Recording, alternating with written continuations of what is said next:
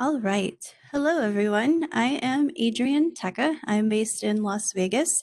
And if I'm unusually chipper, it's because this is the first time a conference like this has been in favor of my time zone. So I'm very happy that it's the normal waking hours for me here. It's around 3 p.m. for me. Today, I'd like to talk to you about NoSQL databases. Specifically, I'm hoping to possibly reshift your mindset and maybe even get you to say yes to NoSQL databases. So let's get to it. So as relational developers or developers who are used to working with relational databases are probably your bread and butter. They were mine. They were the first data model and type of database that I worked with when I started out as a software developer.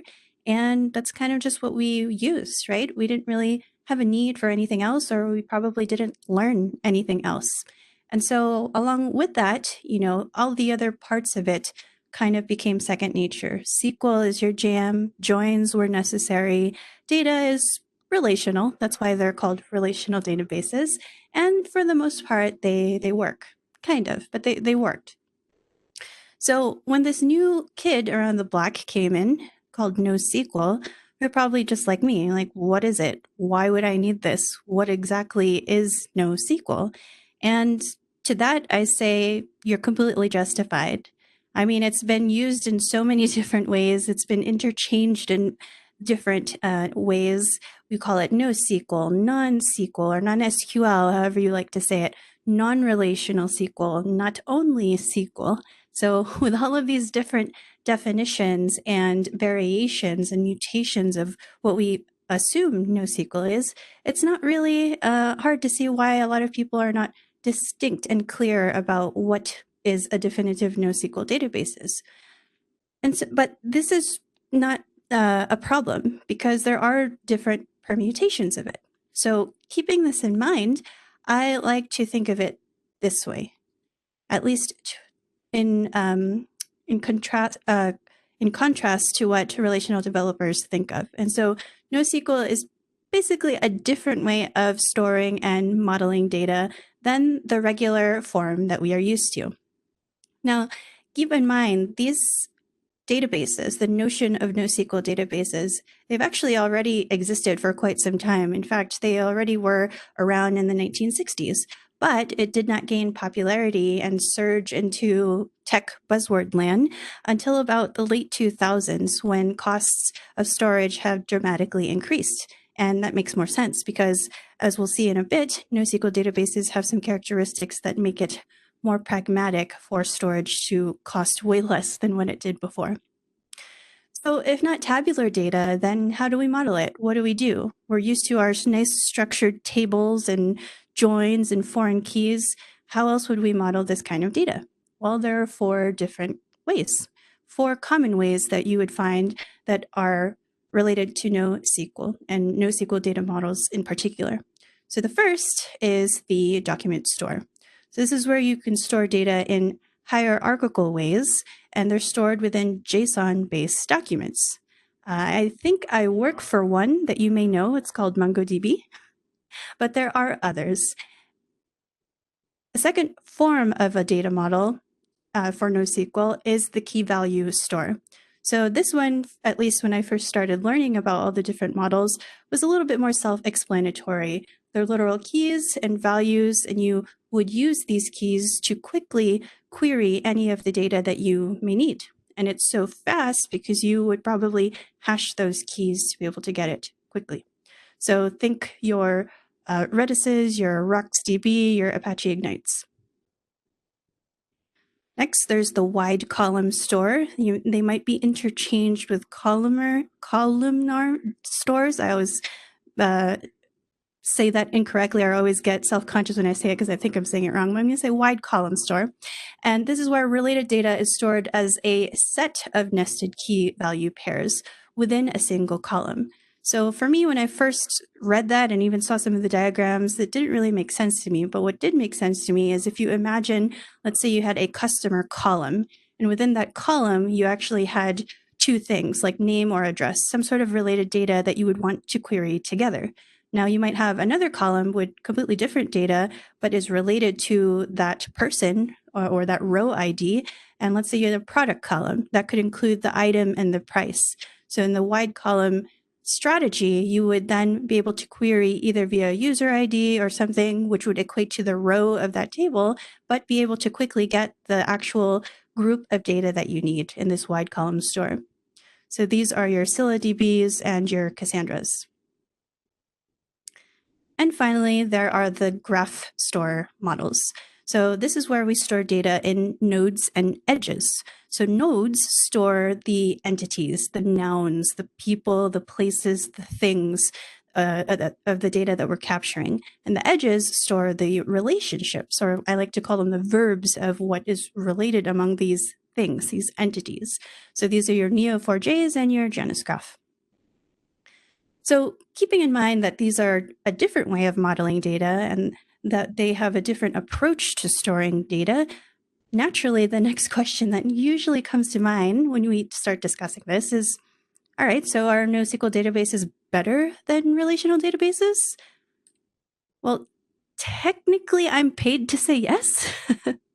But the real answer, of course, is it depends. The lovely answer that is right almost all of the time. It depends. And so in order to truly understand why the differences matter and how we can use some of the things or use the differences in our decision making, we need to get some dependencies into this presentation. In fact, we need to import some dependencies into this presentation about some of the fundamentals. And I know if you've heard this before, it might just be a quick refresher, but I promise you that laying these fundamentals down and understanding them will help in the later part of this presentation, and hopefully in the later course when you are making a decision on whether or not to choose a NoSQL database for your system. So those three dependencies are going to be the cap theorem, acid, and base. And before anyone says anything, before you start typing in the chat in Slack and saying, oh, this has been outdated, this has been debated. Yes, I have read those articles. I've read Martin Kleppmann's response to cap theorem. I understand. But the point I want to make here is the fundamentals still stand, and they still give us a very good framework of at least asking us or forcing us to ask the questions with ourselves and with our team on whether or not we need some of these properties and things when we are deciding on a technology to choose. So keeping that in mind, we'll go through them. So cap theorem, also known as Brewer's theorem, based on the computer scientist Eric Brewer, who has projected this out into the world. And so he states, in a distributed system, it is impossible to have more than two of the following three properties. That's consistency, availability, and partition tolerance. CAP, right? Because we just need more acronyms in tech. So quickly, what are those? Because even these are contested in what they actually mean. And at least for the context of this presentation, I'd like to tell you what I see them as, or what I feel they should be. Consistency states that a read from any node is guaranteed to return the most recent state. So what does that exactly mean? Let's say I have a cluster and I have 4 nodes. And in these 4 nodes, these are 4 computers, whatever, I'll call them nodes just to be more generic. We can read and write to this cluster. And right now, the current state of my cluster is it has hey there in all 4 of the nodes. That's the state, that's the value of all 4 nodes. Now, let's say I want to update the value to kumusta instead of hey there, because I figured if for those who already know cap theorem, hey, maybe you'll learn something new too. So kumusta is hey there or hello in Tagalog. And when we send this call, when we send this operation to my cluster, what will happen is, as expected, it will probably update the first node that it reaches that accepts the call. But in an inconsistent system, what could happen is that before replication is finished, we might actually acknowledge to the client that, hey, I'm done, I've written. And this is inconsistent because what if right after that we decided we wanted to read something? And this is done before the replication has finished. And let's say that this read call was sent to node 3. Well, you can see the problem. We're going to get the value hey there instead of kumusta. So this is where we say it's an inconsistent system because we're receiving stale data. We're not getting the guarantee of the kumusta on all of the nodes that we are expecting. Contrast that to a consistent system, what would probably happen is we wouldn't acknowledge to the client that we were done until it has been fully confirmed that everything has been replicated to the majority of the nodes, to all of the nodes, depending on some really granular things like write safety and write preferences and MongoDB and all the other options. But in a consistent system, we would be guaranteed that no matter which call is made and no matter which node accepts it, we are going to get the same data. So that's consistency. A read from any node is guaranteed to return the most recent state. Next is availability. So availability in the CAP theorem states that every request received by a non-failing node will return a response, meaning no errors or timeouts either. So let's go back to our cluster. Same 4 nodes, same values, all hey there. Now, in an available system, if we made a call, we would be able to still receive a response, despite having, say, 2 nodes go offline, just like it did in my cluster. An available system would be able to write kumusta, and it will reconcile the replication of this in the back end, but to the client, to the front end, it's always available. So that's where we get the problem of it could still be sending us stale data because it's always available. And you'll see that with if we try to say read this now and that read call went to, let's say, the 3rd node, we would still get hey there. So there's that possibility of stale data in this particular system. But being available just means that even if there are nodes down in the cluster, we are able to still have a functioning system. It doesn't break because 2 nodes are down. So availability, every request received by a non-failing node is going to get a response. And lastly, partition tolerance. So despite network partitions, aka when connections are severed between nodes, they can't communicate to each other, again, the system should still function. So back to our cluster. We have 4 nodes. Hey there is all there. Everything's fine and dandy, right? Now, let's say that some communication breaks between node 1 and node 4. There's no way for them to talk to each other. And, if this needed to write or replicate something, it's not able to do so because the communication has been severed. Well, a partition tolerant system says that even if this state exists right now, even if node 1 and node 4 can't talk to each other, we're still going to get a response. The system is still going to be functional for the user. So partition tolerance, despite network disconnectivity or severed connections between nodes, system should still function. So CAP's theorem says that we should only choose between these 2, or we can only have 2 out of the 3. We can only have 2 out of 3 of consistency, availability, and partition tolerance. And again, we can argue that that is kind of being challenged right now with Spanner, but again, we'll save that for later. So this means that this area right here in the middle, that we can't possibly have all 3, at least with a fundamental understanding that most of us have known for a while. So with this in mind, this means that there are several combinations left for us to deliberate on when we choose on how to architect our system. But do we really? Because of the nature of distributed systems, we really only have to choose between 2 options, or we are only left with one or the other choice that we need to deliberate on because one has kind of already been chosen for us.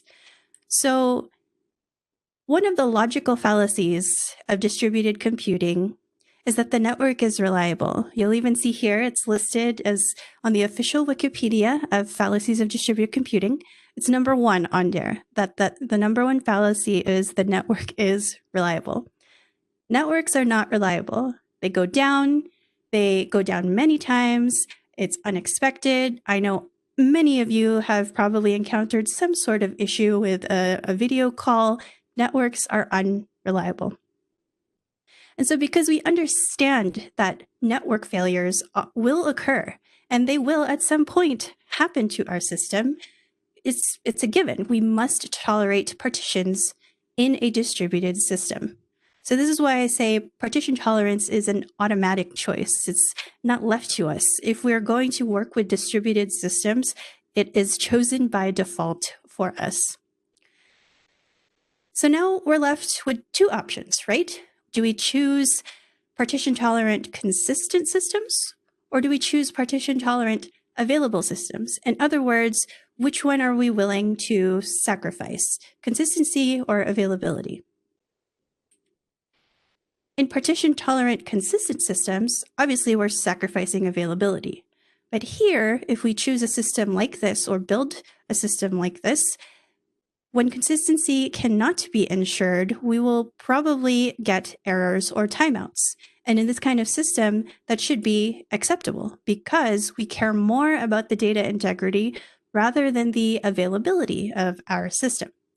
So if consistency is crucial to the user experience, then these are some factors that you would consider and maybe leaning towards a partition tolerant consistent system.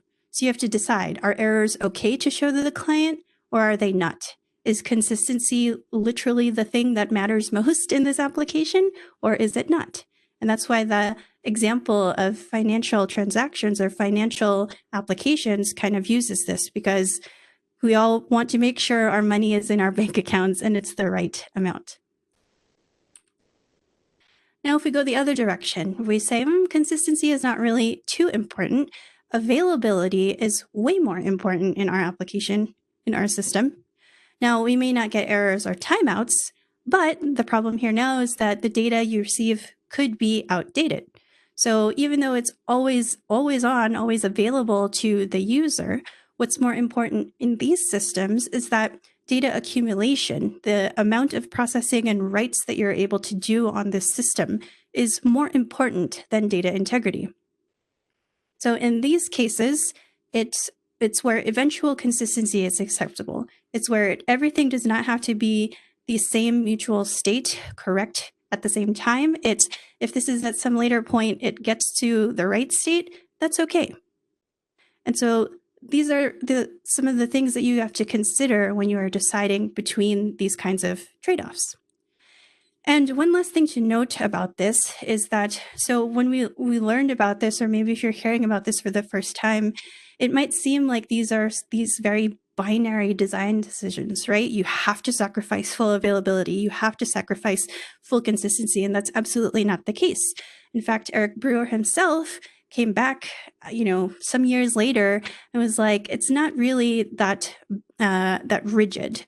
What's happening more and more nowadays is it's more like a balancing act. What are the trade-offs that you are willing to make? What are the trade-offs that your system can make and are acceptable? That's what we are trying to find now. But the fundamentals of this still stand, where it allows us to ask those questions to get to those answers, to see what is worth sacrificing and what percentage or level of consistency and availability we want to balance.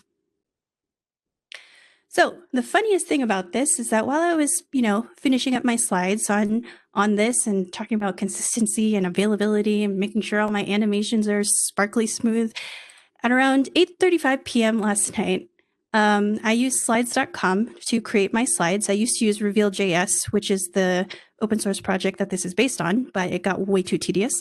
So I gave in and got slides.com, and I got this. And this is the last thing I wanted to see. At this point, I was telling myself, you know what, slides.com, I'd rather you be available right now than consistent. But Alas, we're still here. I was still able to make my changes, and I only lost maybe a couple objects. So it's a win for me. Great. So now we've laid the foundation for CAP theorem. We understand the trade-offs that we have to make between consistency and availability in a system, where we are now assuming that partition tolerance is default. It's by nature, it's a distributed system that is chosen for us. It has to be that way. The next thing that we need to understand is the ACID properties versus base properties. So you've seen these acronyms before, maybe, or if you've ever done any kind of research on databases, you'll see this somewhere. And what I want to make very clear is that these are not one-to-one direct comparisons of the properties of each other. They are more like a set of guidelines that you, again, have to decide if it is right for your system or not. So the consistency model in ACID, very quickly. A, atomic. All operations in a transaction succeed. Otherwise, roll back the entire operation. Either it all happens or it doesn't at all. And then for C, consistent, meaning upon the completed transaction, the database is structurally sound, meaning that the data should be in a consistent state both before and after a transaction. I is isolated. That means if you have concurrently running transactions, they shouldn't affect each other. They shouldn't contend with one another. And the D stands for durable. So upon a completed transaction, despite any failures, the results that happen should be permanent. So meaning if there are any hardware or software failures, any changes that have been committed to the database should still remain. So as you can kind of sense, or if you've worked with this, or you know you needed this in your systems, you'll know that these are very rigid. They're almost like a pessimistic model, a pessimistic consistency model that you need to guarantee. And these are very much directly related to the transactions themselves in databases. So that's one thing to keep in mind, because these ACID guarantees kind of imply, not always, but imply that write safety is more important for you. Now, if we compare the base properties, base, BA, basic availability, means the database appears to work mostly. It's mostly available. It's mostly there. The S stands for soft state, which means that the database state, you need to be aware that it could change over time and due to eventual consistency, and also if there are no inputs that are happening at the moment. And E itself is eventual consistency. So the database will be consistent at some later point. So knowing all of this, you can already see that these are much looser properties. They're not as rigid as ACID. And in fact, a lot of research has shown that NoSQL databases kind of naturally fall more into the base properties because they have those more lax guidelines than ACID. But these are, again, things that you need to understand and be aware of, because if you can get your team and yourself to acknowledge and answer these questions of what your system actually needs, you'll actually be better off in the long run when we finally get to the point of choosing a NoSQL technology, if you ever get to that point, and if it makes sense for you. So all make sense very, very soon. So we have spoken about CAP theorem, we've spoken about ACID, we've spoken about base. So now we can finally get into what I call the 3-step guide of ditching relational databases. So number one, now that we have the fundamentals covered, the first thing that we need to discuss is NoSQL actually the way to go? In the very end, is this even this is the first question you should ask and start with, because this will not only cut you off short, this will also lead the way into whether or not NoSQL databases should be the way to go. And how do you do that? Well, there are more things that you have to consider. But for this first step, what you really need to take a look at is your data. Specifically, 4 characteristics of your data and how they describe your data. So when you're determining whether or not NoSQL is the way to go, you want to look at your data volume, your data velocity, your data variety, and your data valence. And as a general rule, very quick TLDR, if you have large data volume, if you have high data velocity, if you have volatility or high volatility, varied types of varieties of data, and if you have a high data valence, then generally NoSQL is probably the way to go for you. So that's like general rule, although there could definitely be some exceptions. But for the most part, if you fall along that spectrum, NoSQL is probably a good bet. So what do these mean exactly? There's all these words, and I like to structure things and use alliteration here with all the same letters. But what does this actually mean? So to start, data volume, meaning the size of your stored data. How large is your stored data? And if you look at the data sets that we have now, large data sets are becoming even larger. They are so large, in fact, that they are almost becoming too unwieldy when we store them in a traditional relational database model. So what that means is whenever we have to query something, whenever we have to query against a really large volume of data, if it's in a relational model and if it has been modeled the way we are used to, which means there's going to be lots of tables, there's going to be a high number of joins, then it's going to be very, very, very slow.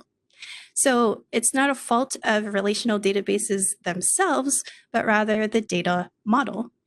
So in this particular case, I say if your volume is large, NoSQL is probably a better option than a relational data model because they are much better at handling today's larger data sets. They've been built to improve upon that fact. Next is data velocity. And what I mean by this is the rate at which your data changes over time. So there's two parts to this. And the first one is if you have high write loads, meaning if the rate at which your actual data points change, meaning how many edits you have and how many times you have to write to the database, if that is high, and if the actual data structure, your data model, your schemas change constantly over time, if both of those are high, then again, it's another consideration leaning towards NoSQL being the better option for you.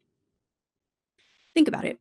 So if you pair the first characteristic, which is having a large volume of data, you pair that high volume with really constant high write loads, you're basically pushing whatever database that you're using to deal with this amount of surging database activity. You're going to be peaking all the time.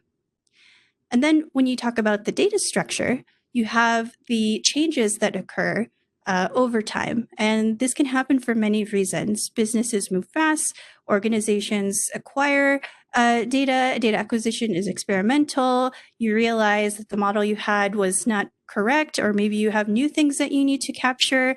And again, if you've worked with this in a relational model, you know the pain of migrating a data model, especially if it's only just adding one extra field into the table.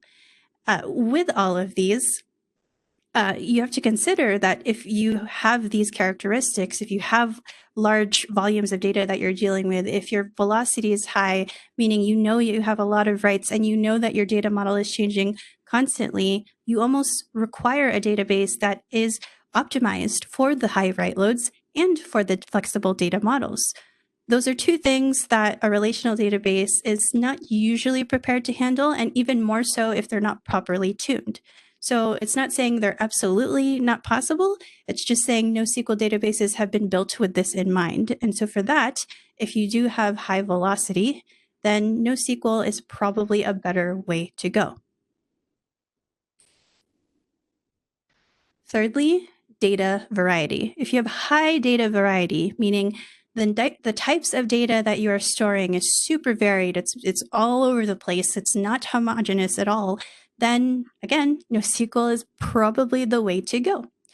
Data is so diverse. There's dense data and sparse data. There's data that's connected and disconnected, data that is structured, semi-structured, irregularly structured. I mean, with the amount of data that we are capturing now from all kinds of different devices, from all kinds of different sources.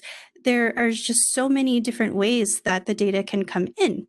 And for that, we have 4 data models that I spoke about earlier, which again have adopted their own strategy to deal with how to handle this variety of data that we see.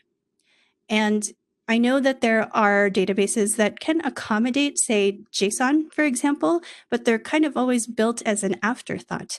So meaning, yes, you can store JSON in there in a relational database, but you're not going to get the native capabilities that you would in NoSQL databases. So for example, in MongoDB, you can do embedded searches within embedded documents, or you can have automatic indexes on nested fields. And that would be something that's very difficult to do and certainly not native in some sort of add-on or a database that does offer the storage of JSON. And so for that, if your data is all over the place, it's, again, one thing to consider that NoSQL is probably the way to go. And finally, data valence.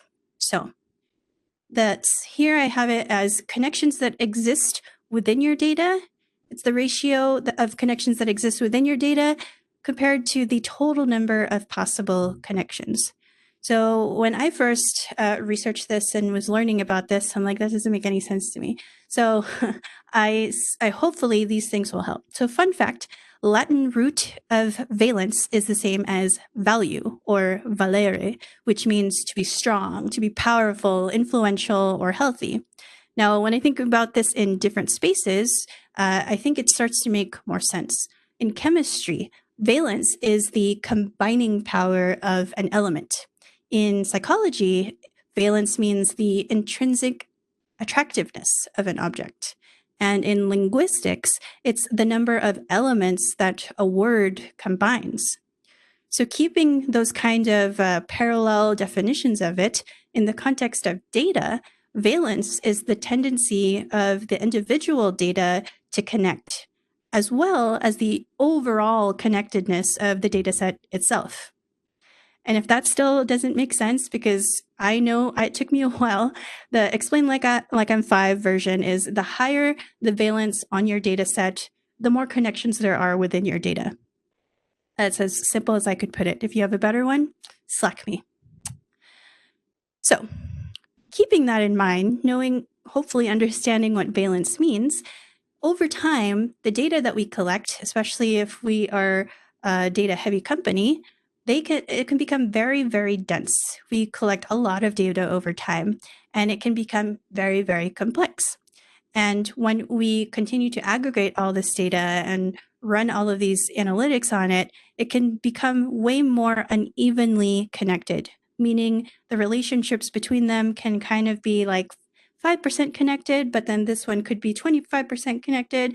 And then maybe some data from 5 years ago is somehow connected to data you're going to collect in the future. These kinds of connections, these kinds of relationships, they become much, much harder to analyze and moreover break down, especially if you are using analytics tools that for the most part have been built on top of the relational data model. So for scenarios like this, NoSQL databases may probably come to the rescue for you, specifically graph databases, because they are way more expressive in showing you the connections and relationships of your data, especially if they are this complex and this irregular. So, is NoSQL the way to go? Again, if you are on that top spectrum there, if you have large data volume, if you have a high velocity of data, meaning that you have a lot of writes, the data points that you're storing changes often, as well as your schema, your data model changes often. Maybe you're adding fields left and right, taking them out. If that's high, if you have a wide variety of data, of volatility, a high volatility of data, meaning your data is all over the place, it's varied, it's not as uniform as you would expect it to be. And if your data valence is high, meaning you have a lot of connections that may not be as easily modeled in a relational database, then Yes, yes, NoSQL is probably the way to go. It's a general rough rule. There are, of course, exceptions, but in essence, yes, you can be confident that that is the way to go. However, if you're on the opposite side, if your volume is not that large, if you're not, having to deal with web scale, if your velocity of data is pretty consistent or predictable, you don't need to, you know that it's not going to change often. If the data that you have is more uniform, it's more homogeneous, you know what kind of data you're going to be getting, and if the connections that you have can be expressed just fine with the relational databases, then sorry to say, but it's probably not the way to go. You probably are going to be better off just sticking with a relational database. So yes, the title of my talk may have been like, I work for MongoDB and I'm going to sell you NoSQL, but that's not the case. I want to just show you at least a framework, a guideline, some steps that you can hopefully take with yourself and your team when you're brainstorming to kind of get these kinds of questions answered to see if it's really right for you. So great. Now we know, is NoSQL the way to go based on these 4 characteristics? So step 1, check. Let's say that we find ourselves on the higher end of those characteristics. So we move on to the next step. And I like to call that acid or base. And again, I want to make very clear, these are not one-to-one comparisons. I like to think of them as the set of properties that I think the system requires. And so when we're thinking about these, the questions that I think are the most important when deciding among these 2 models is these 4 values here. So if you know that you need safe writes, if you know that those need to be prioritized over fast writes, if you know you have money to spend on high-end hardware or know that you're going to be scaling vertically, and if you know that you need a pessimistic model, a rigid model, because of the write safety that you need, then okay, fine, we'll go with relational databases. Because again, the fact of the matter is, it's probably going to be the best bet for you. They have been built with these properties in mind, and they have just been working that way for a while. So if these are the kinds of guarantees that you require in your system, then yes, we're going to go to relational databases. It is worth noting, though, just a little side note, that there are some NoSQL databases that do offer ACID guarantees to an extent. So for example, Neo4j, the graph database, does offer ACID compliance in their graph databases. Same with MongoDB, at least via version 4.0 and higher. We do have multi-document ACID guarantees. Now, if you're thinking, okay, well, the system doesn't need to be that rigid. What we're building here doesn't really need that. What we need to focus on is fast writes. We need to prioritize how much we can write and how much we can get stored in our database. The safety of it is not as important. It doesn't mean we're going to neglect it. It doesn't mean we're not going to have it at all. It just means it's not a priority. And if we know that this model that we require can be more optimistic, if we know that it can be more loose than the more rigid ACID properties that we have seen, then base is probably the set of guidelines that you want to look for when you are choosing whether or not to go with a NoSQL technology or NoSQL database. And for that reason, because most NoSQL databases do fulfill these properties, these base properties, then that's another reason to say, yes, you have passed step 2. You fall within those lines, and you can probably move ahead and keep going towards some kind of NoSQL tech. So we have gotten through NoSQL databases. We know that if we have high data volume, if we have high data variety, our valence is high, and we have a high velocity of data that has checked, we get to the next point. If we know that the models that we need, the properties that we need fall more in line with the base properties, they're a little bit more loose, a little bit more optimistic, we can finally now get to the third step, which is where I think a lot of us tend to start, and that is the CAP filter. So this is where I think a lot of us start. We just go, what are we using? And we don't really think of anything else. And I think that's completely turned around. We shouldn't start with the tech. We shouldn't say, oh, we're going to use that immediately because I read some tweet somewhere that it's amazing and it's going to be great.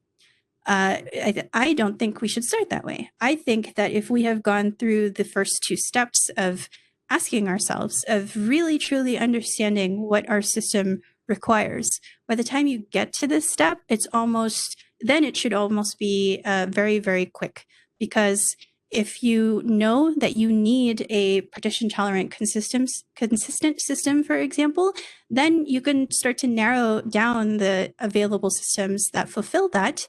And then once you have that, you can narrow down even further via the data model that you find will be the most useful for you. So for example, if we've gotten to this point, it's almost like a funnel or a sieve that has said, okay, move this out of the way, move this out of the way. And we're now, at step 3, and we have answered all those questions. We know that we need at the very end a partition tolerant consistent system. Now the only thing left to do is decide what data model to use. So if you need a document database, hey, MongoDB.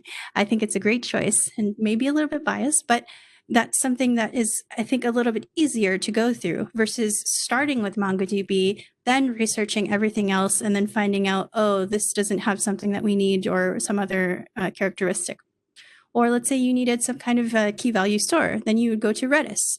And same thing with the other different data models. At this point, it should be much easier for you to decide which one to go with, because you'll have your little checklist of things that you need from the previous 2 steps, and you'll know that you can kind of have a framework and check against those things when you are eventually researching the tech that you need. Now, on the other hand, if you need a partition tolerant available system and you need a wide column store, Cassandra is your best bet. Or you could start looking at CouchDB, at Amazon DynamoDB, React. Again, it's the same thing, where if you've gotten to this point, the last thing to do is see which data model fits for you and then find the database that matches that.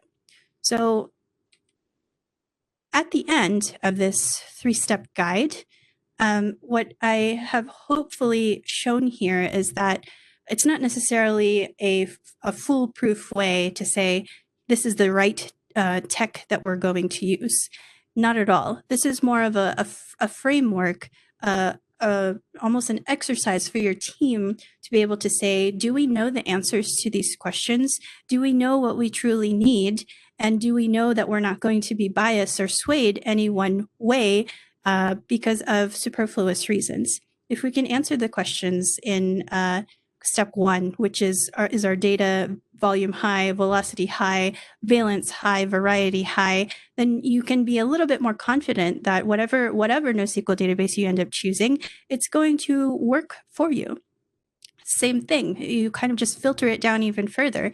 If you go through the acid and base exercise and see which properties that you need, again, you're just more solid and you're more confident in your decision because you are aware of the properties that your system will need. And finally, by the time you get to the CAP filter, which should remain at step 3, I wholeheartedly believe, it should be much easier to just focus then on the data model that you need. So with all of that said, I'm not necessarily hoping I've changed your mind specifically and said, yes, NoSQL databases, but I'm hoping that this has shown you a smarter way to consider if NoSQL databases is right for you. And in the end, naturally, you'll say yes. And that is say yes to NoSQL databases. So that is it for me. Thank you, salamat. That is thank you in Tagalog.